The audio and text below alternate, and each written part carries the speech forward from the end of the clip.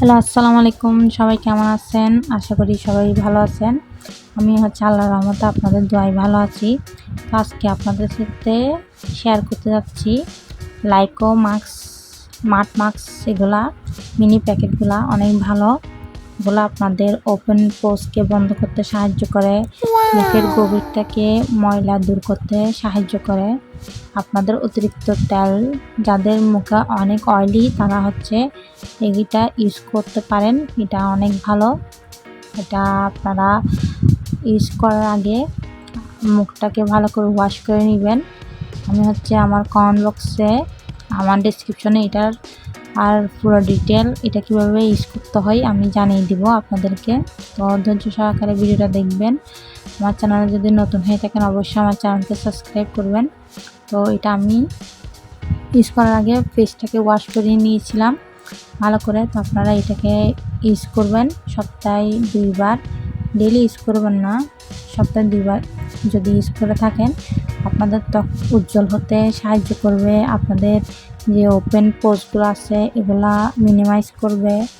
তারপর যে কোনো মেকআপ করার আগে এই ফেস প্যাকটা অবশ্যই ইউজ করবেন। এটা আমাদের স্কিনকে গ্লো করতে সাহায্য করে, মুখের মরা চামড়া দূর করে এবং আমাদের স্কিনকে ব্রাইট করে। তো এটা আমি ইউজ করে নিচ্ছি, দেখতেছেন একদম ভালো করে পুরো ফেসে একদম ইউজ করে নেবেন, কপালে, চোখে, নিচে। আবার চোখের উপরে পাতায় লাগাবেন না, কারণ ইনফেকশন হতে পারে, এগুলোতে অনেক রকমের কেমিক্যাল হয়ে থাকে। তো আমি একদম ভালো করে লাগিয়ে 15 মিনিট ওয়েট করব, তারপর ফেস ওয়াশ দিয়ে মুখটাকে ভালো করে ওয়াশ করে আসবো। তো 15 মিনিট পর ফিরে এসেছি। মামাআর্থের ময়শ্চারাইজার দিয়ে, একদম মামাআর্থের ফেস ওয়াশ দিয়ে একদম ভালো করে ফেস ওয়াশ করছি। তারপর একটা অ্যালোভেরা জেল মুখে লাগিয়ে নিব। আপনারা যদি ফেস প্যাকটা লাগানোর পর যদি একটা অ্যালোভেরা জেল দিতে পারেন, আপনাদের মুখে সেই লেভেলের একটা চমকানো ভাব চলে আসবে, যেটা আমরা হাজার হাজার টাকার ক্রিম ইউজ করে পাই না।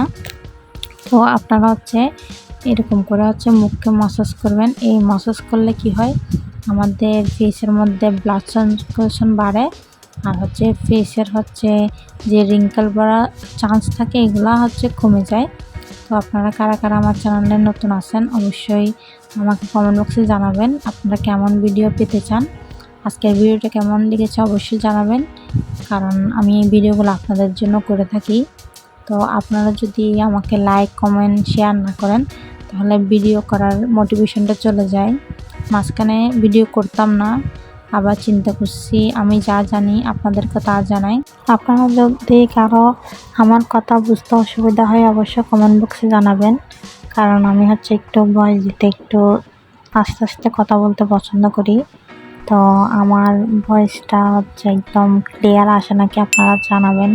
আর আপনারা কেমন ভিডিও পেতে চান অবশ্যই কমেন্ট বক্সে বলবেন। আপনাদের জন্য আমি অবশ্যই ভিডিও মেক করার চেষ্টা করব। আজকের মতো বিদায়। সবাই ভালো থাকবেন, সুস্থ থাকবেন। আল্লাহ হাফেজ।